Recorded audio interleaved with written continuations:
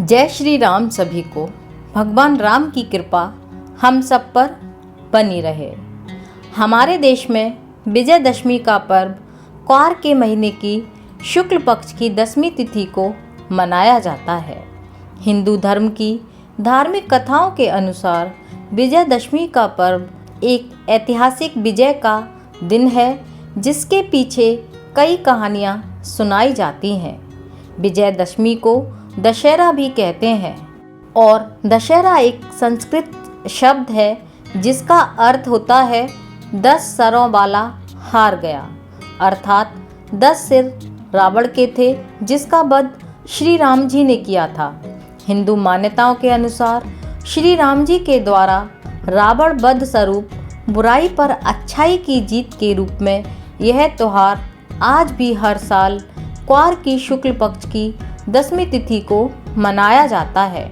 जैसा कि हम सब जानते हैं कि हिंदू धर्म के प्रत्येक देवी देवता का अपना विशेष महत्व है, जिसके चलते उन्हें माना जाता है, उनकी पूजा अर्चना की जाती है। माँ दुर्गा को शक्ति की देवी माना जाता है और क्वार के नवरात्र के 9 दिनों तक भक्त उनकी पूजा आराधना करते हैं, उपवास भी रखते हैं और माँ दुर्गा के नवरात्र के 10वें दिन यह दशहरा का उत्सव मनाया जाता है। और आइए अब मैं आपको सुनाती हूँ दशहरा से जुड़ी हुई कुछ कहानियाँ। दशहरा वैसे तो अनेक कहानियों से जुड़ा हुआ है, लेकिन इनमें से मुख्य रूप से श्री राम जी और रावण की कहानी मुख्य रूप से प्रसिद्ध है, जिसके स्वरूप दशहरा का त्यौहार मनाया जाता है। श्री राम जी के अयोध्या में जन्म से शुरू हुई यह कहानी शादी और फिर 14 वर्ष के वनवास, जहां उनका वीर रूप दिखाई पड़ा, रावण द्वारा सीता माता का हरण, उनकी तलाश करते हुए अनेक राक्षसों का वध, हनुमान और अन्य वानर सेनाओं की महायोद्धाओं से मुलाकात, सेतु बनाकर लंका तक पहुंचना और 9 दिनों तक महायुद्ध का चलना, यह सब हमें राम जी के जीवन में दिखाई देता है। इस बीच श्री राम का माता दुर्गा की आराधना करना, जिसके फलस्वरूप माता की शक्ति और फल प्राप्ति कर 10वें दिन प्रभु श्री राम जी ने रावण का वध करके बुराई पर अच्छाई की जीत हासिल की और माता सीता को रावण की कैद से मुक्त कराया। सर्व गुण संपन्न श्री राम जी एक आदर्श पुरुष के रूप में शूरवीर, साहसी, पराक्रमी, विनम्र, आदर्श भाई, बेटा, पति, राजा के रूप में जाने जाते हैं। आज भी जनता पुरुषोत्तम राम के रूप में उनके आदर्श व्यक्तित्व का अनुसरण करती है। रामायण की कहानी मात्र युद्ध की कहानी नहीं है।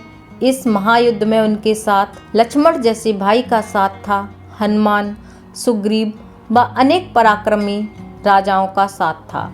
इस कहानी ने इतिहास रचा, जो एक संपूर्ण मनुष्य के व्यक्तित्व से जुड़ी हुई सत्य की कहानी है। प्रभु श्री राम ने पूरे जीवन में धर्म का अनुसरण कर सभी बाधाओं का सामना किया और जीत पाई। अपने जीवन के माध्यम से वे हमें कठिनाइयों से लड़ने की प्रेरणा देते हैं। एक आदर्श चरित्र के रूप में श्री राम जी ने प्रेरणा स्वरूप हमें राह दिखाई है। श्री राम जी की कहानी रामायण की कहानी भी है, जिसमें इस महायुद्ध का पूरा विवरण है। 9 दिनों तक चलने वाले इस युद्ध में रावण को हराना इतना आसान नहीं था, क्योंकि रावण जैसा पराक्रमी, ज्ञानी, शिव भक्त योद्धा को मारना नामुमकिन सा था। लेकिन रावण का एक पाप, सीता माता के हरण ने उसे मृत्यु दिलाई। रावण को हराने के लिए श्री राम जी को शक्ति स्वरूप माँ दुर्गा की आराधना करनी पड़ी थी, जिसके फलस्वरूप माता ने श्री राम जी को शक्ति प्रदान की और उन्हें समस्त देवी देवताओं का साथ मिला, जिनके सहयोग से श्री राम ने रावण वध कर जीत हासिल की। और इस युद्ध में महारथी, मेघनाथ, कुंभकर्ण, रावण की बलवान राक्षसी सेना भी मारी गई थी। इसके अलावा महिषासुर की कहानी भी एक पौराणिक कहानी है, जो एक ऐसे शक्तिशाली राक्षस की कहानी है जिसका सर भैंस का था और जिसने कठोर तपस्या करके ब्रह्मा जी से वरदान स्वरूप में ये मांगा था कि उसकी स्त्री के हाथों से ही मृत्यु हो, अन्यथा कोई भी देव, दानव, मनुष्य उसे ना मार सके। ब्रह्मा जी से वरदान पाकर महिषासुर बहुत ही शक्तिशाली हो गया था और तीनों लोकों में अपना साम्राज्य स्थापित कर हर जगह हाहाकार मचा दी थी, जिसके वध के लिए देवताओं ने शक्ति का आह्वान किया और दुर्गा रूप को अपनी ज्योति शक्ति रूप में प्रदान की। माँ अस्त्रों और शस्त्रों से सजी हुई प्रकट हुई। तब देवताओं ने महिषासुर के आतंक से उनकी रक्षा के लिए प्रार्थना की थी। माता ने 9 दिन तक महिषासुर के साथ घमासान युद्ध किया और 10वें दिन उसका वध कर दिया। इस प्रकार अच्छाई की जीत हुई थी, जिसके विजय स्वरूप माँ दुर्गा की पूजा की जाती है।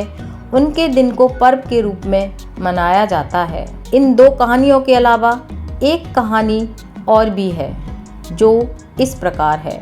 महाभारत काल में पांडवों से कौरव ने चौपड़ खेलने की शर्त रखी थी, जिसमें कौरवों ने उन्हें छल से हरा दिया था और उनका सारा राजपाट ले लिया था और 12 वर्ष का वनवास और 1 वर्ष का अज्ञातवास हारने की सजा स्वरूप पांडवों को भुगतना पड़ा। वनवास के 12 वर्ष काटने के बाद जब पांडव अज्ञातवास का 1 वर्ष बिताने के लिए मत्स्य देश का चुनाव कर राजा विराट के यहाँ वेश बदलकर रहने लगे थे, उस समय अपने सभी अस्त्रों शस्त्रों को उन्होंने शमी के पेड़ में छिपा दिया था, ताकि किसी की नज़र ना पड़े और वह सुरक्षित रहें।